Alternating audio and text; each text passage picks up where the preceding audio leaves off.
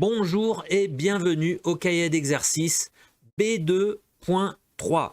Alors je répète toujours et encore et toujours et encore, si vous voulez optimiser votre cours de français, il est nécessaire de faire tous les devoirs à la maison qui accompagnent votre livre de classe. Donc c'est super important pour votre compréhension orale, la structure de la langue, la phonétique, le vocabulaire et la grammaire. D'accord? Donc nous serons ensemble durant ces 20 épisodes. J'espère que vous allez faire votre mieux.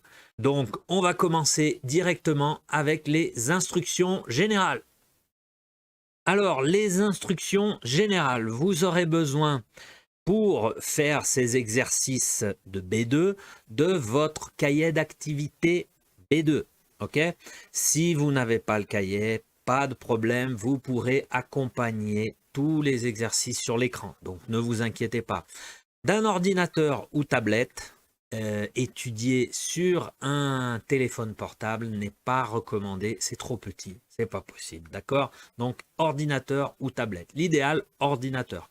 Les écouteurs pour optimiser les compréhensions orales, feuille de papier, stylo ou crayon pour noter toutes vos réponses. Vous aurez besoin évidemment de focus et concentration tout le long de ces devoirs. Ok? Voilà pour les instructions générales. Et aujourd'hui, c'est le devoir 11 de cette série Devoir à la maison B2.3. Alors, comme d'habitude, si vous êtes bien installé, bien préparé et surtout bien concentré, on commence ce devoir 11, c'est parti. Voilà, ça commence avec l'exercice 9, le thème les pronoms relatifs. Alors, vous allez compléter les phrases suivantes avec un pronom relatif, précédé de ce, si besoin, au besoin.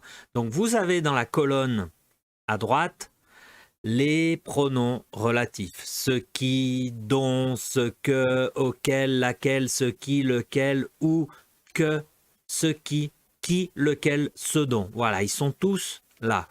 Et vous complétez le texte avec un de ces pronoms. Ok, facile, la consigne, pas de problème. Donc, vidéo sur pause, faites l'exercice 9, la correction juste après, c'est parti. Voilà, correction de l'exercice 9. On y va. Ah, il vient tout d'un coup. Ok. A. Le violon sur lequel elle joue est un Stradivarius. B. Tu connais Honfleur, une ville où tu trouveras de nombreuses galeries d'art. C. Ce sont des livres qu'il a envie d'acheter. D. Tout ce qui se trouve dans ce musée date des 19e et 20e siècles. E. Vous souvenez-vous de ce couple de Brésiliens chez qui ou chez lequel nous avons mangé une excellente feijoada? F, il n'a pas oublié ce dont tu lui avais parlé lors de ce dîner chez les Michauds.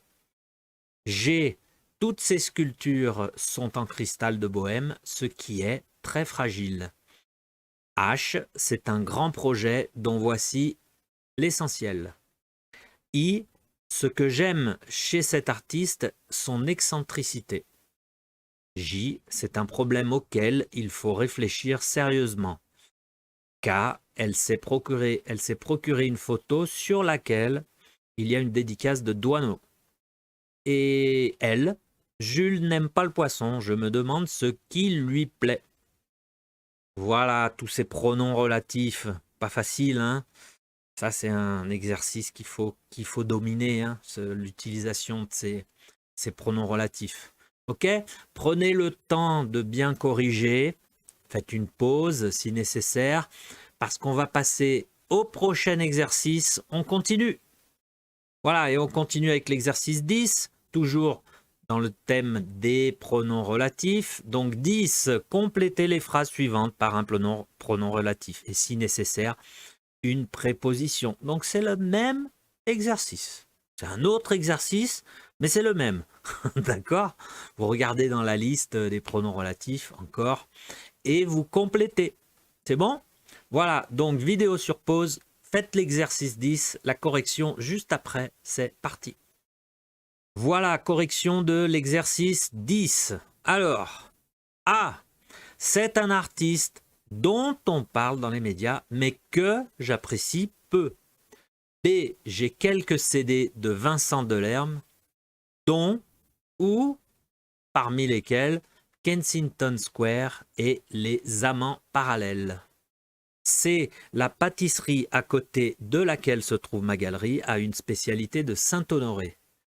D, cette sculptrice est une amie sur laquelle je peux compter ou sur qui je peux compter. D'accord? Sur laquelle je peux compter ou sur qui je peux compter. E, l'ami avec l'aide duquel j'ai fait ce livre ou l'ami avec l'aide de qui j'ai fait ce livre est un expert en estampes japonaises. F, le jour où j'aurai 30 ans, je louerai une salle dans laquelle j'exposerai mes photographies ou j'exposerai mes photographies. 2 possibilités. G, voici Pamela et Jeff, les amateurs d'art dont je vous ai parlé. Et H, le musée a fait l'acquisition d'une toile de Monet que possédait un collectionneur hongrois et sur laquelle est représenté un paysage champêtre. Voilà, donc la même chose. Prenez le temps de bien corriger, faites une pause si nécessaire, ok, tranquillement. Donc voilà, on a terminé les 2 exercices, on a terminé ce devoir 11. Donc, bravo, félicitations pour les efforts. Merci pour l'attention, je vous retrouve au devoir 12. Salut!